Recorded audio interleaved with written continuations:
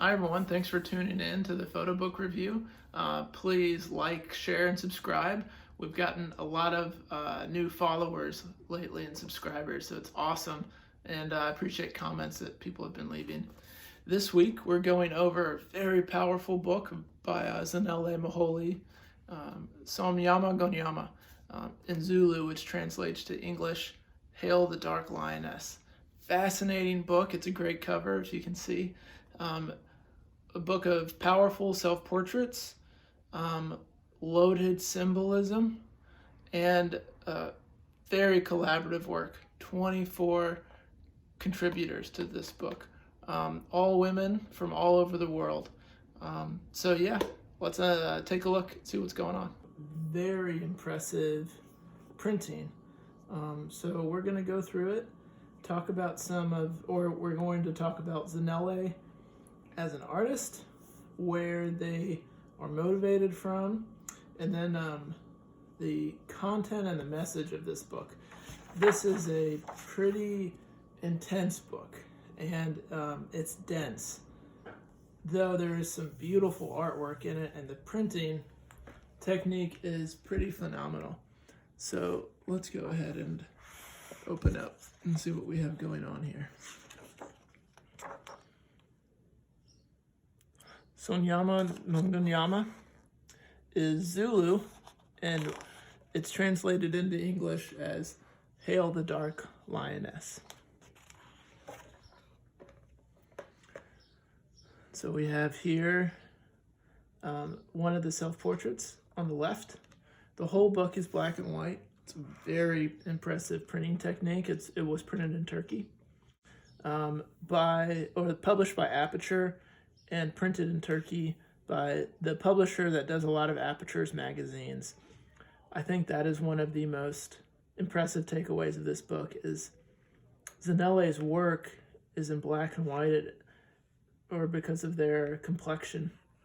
You have these beautiful tones that not a lot of printing processes can capture such beautiful gradients of tonality in shadows.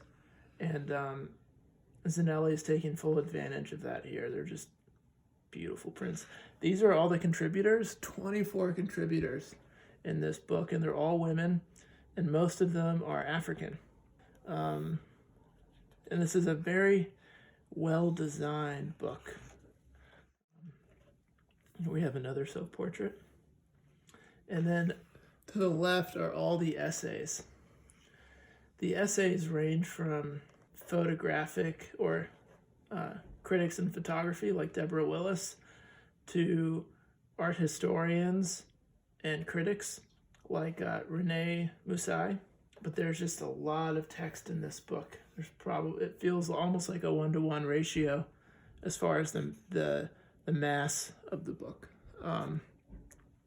Zanele is a South African photographer who was a student of David Goldenblatt, another South African photographer who photographed a lot of the apartheid in South Africa. Zanele categorizes themselves as a visual activist and a photographer. And so Zanele is very pointed on the intentions of her photographs.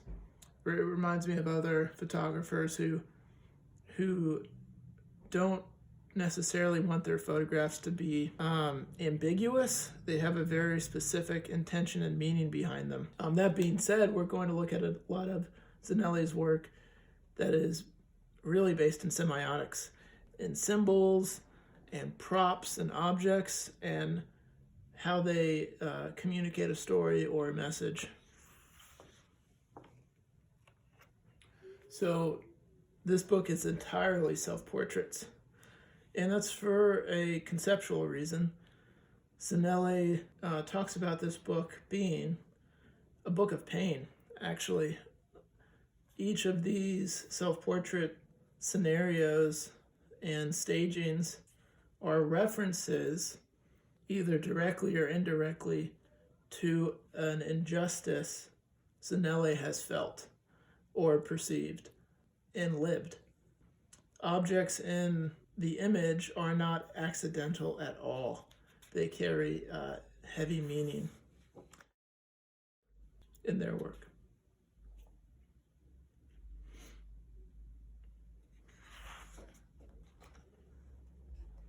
I think there's a range of examples in this book between really simple stagings, pictures that are more about texture and light and form, and then where objects are loaded. So this is Zanele has some objects surrounded her here, and they're taped up.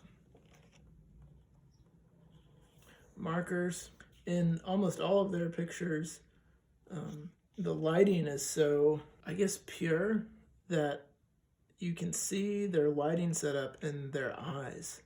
That's kind of how clear these pictures are. So you can see the window in front of Zanele that they're photographing in front of.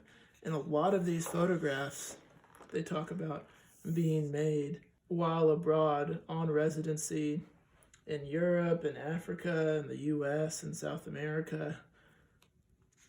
So it's interesting to see kind of a photographer on the run. Here we have these cleaning pads.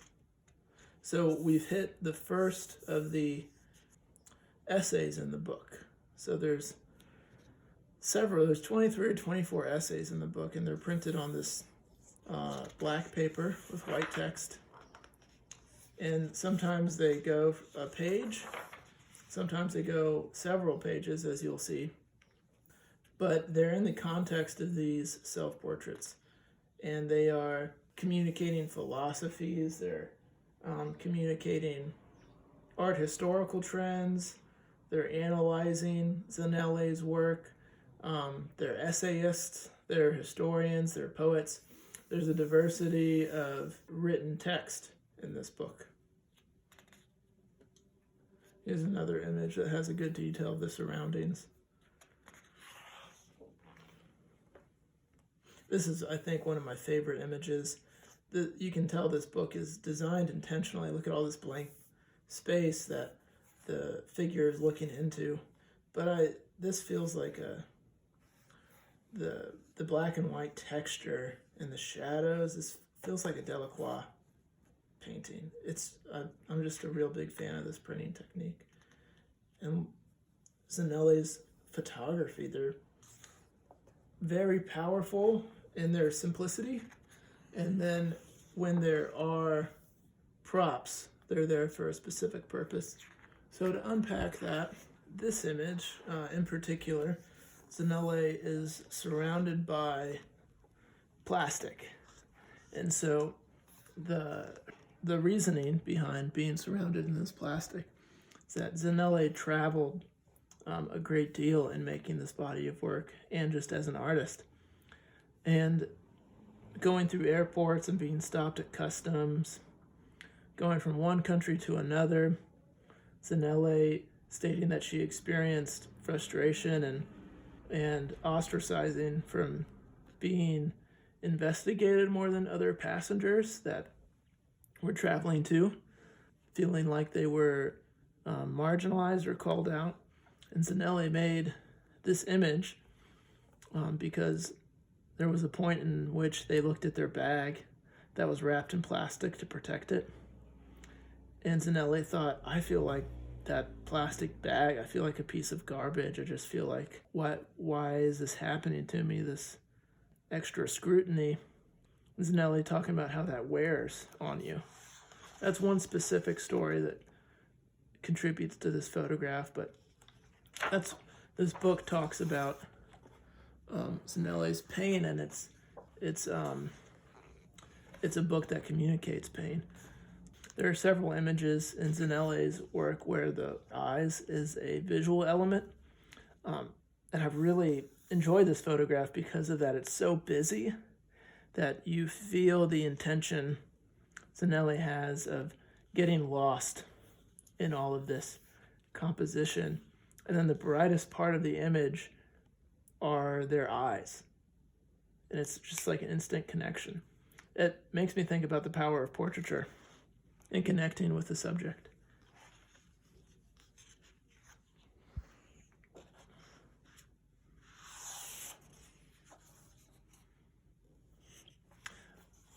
I think this could have actually happened more in this book. There's a lot of different printing techniques going on in here. There's several different kinds of papers, but this image printed on this black paper lifts the shadows and the dark midtones up a lot, and it gives the image more of a ephemeral and weathered feel that I think would mimic a lot of Zanele's motivations behind these pictures of just kind of feeling battered or tattered. This image is discussed at the essay, or in the essay at the back of the book. The author mentions this image particularly because Zanele is wearing a kimono in the image, and they talk about whether or not this is cultural appropriation or whether or not this is a status symbol, when it is right or wrong for one culture to practice, or they would say, I think, maybe commodify the cultural practices found in another society. And this is the cover image. I think this is one of the strongest images for me. It feels intentional, but not overwrought with symbolism. I also really appreciate these images in the book. There's a few pictures that go the full page spread, and they're horizontals, and for me they feel like a relief in the sequence. Self-portraiture, Zanele has a specific reason for that in this book. They want a book to describe and kind of catalog pain and injustice. A book full of self-portraits, or even a book full of portraits like Nan Goldin's Ballad of Sexual Dependency, can be a lot for a viewer. I actually think this book is emotionally challenging and exhausting. There's a lot of confrontation with subject matter, and there's a lot of looking at faces. And it's akin to being at a party, and it's interacting with a lot of people, it's seeing a lot of faces. This book is demanding of you, visually and intellectually. There's a lot of essays in here with different philosophies, different criticisms, and different social and cultural issues. And these images, this reposed position, this texture, these sheets, they just feel like a welcomed relief in some of these sequences. And I really appreciate them as a viewer.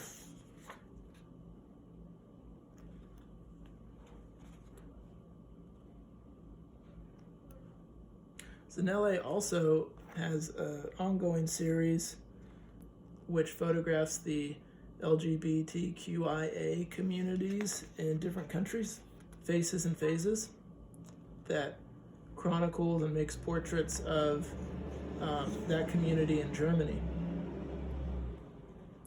And one of the motivations that Zanele has for their work is to bring or to include that community into the historic record. And Zanele often talks about citizenship in South Africa and how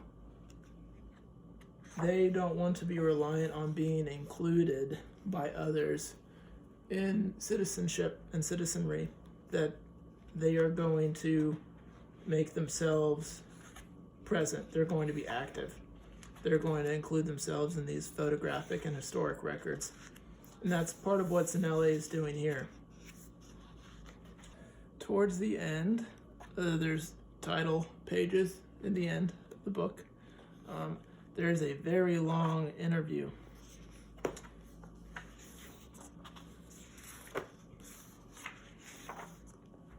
with Rene Musai, and it covers a lot. It's a long back and forth, and I think this is where I start to question whether or not this is a catalog or this is a monograph. Kohlberg, Jörg Kohlberg, who wrote a really great textbook on photo books called Understanding Photo Books, categorizes photo books into three categories: a monograph, a catalog, and an album.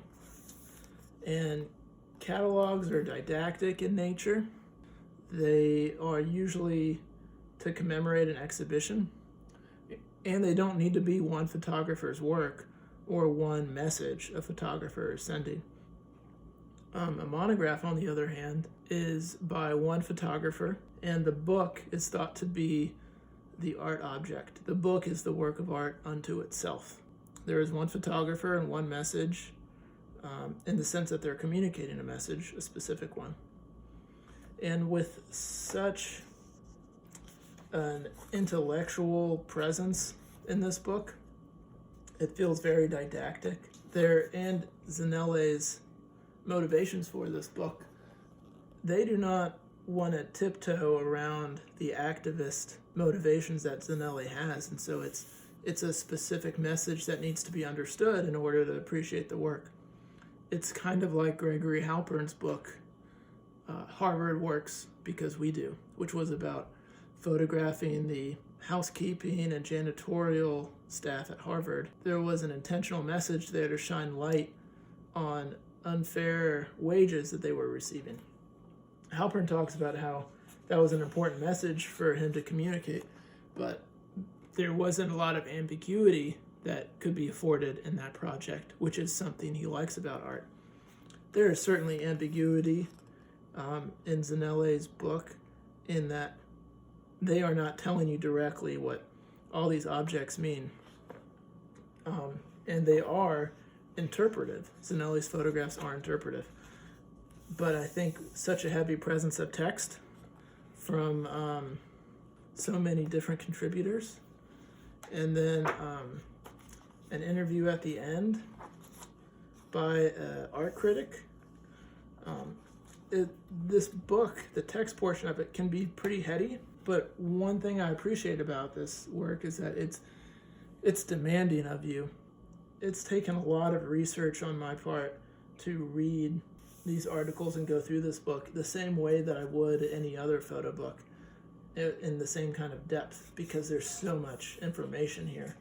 So I would maybe signify this as a blend between a monograph and a catalog, because this is one photographer, this is one body of work, and there's a message that Zanele is trying to send, but there is a didactic qualities to this book, with the interviews at the end and the text components from contributors that are so, that are leading thinkers in their field.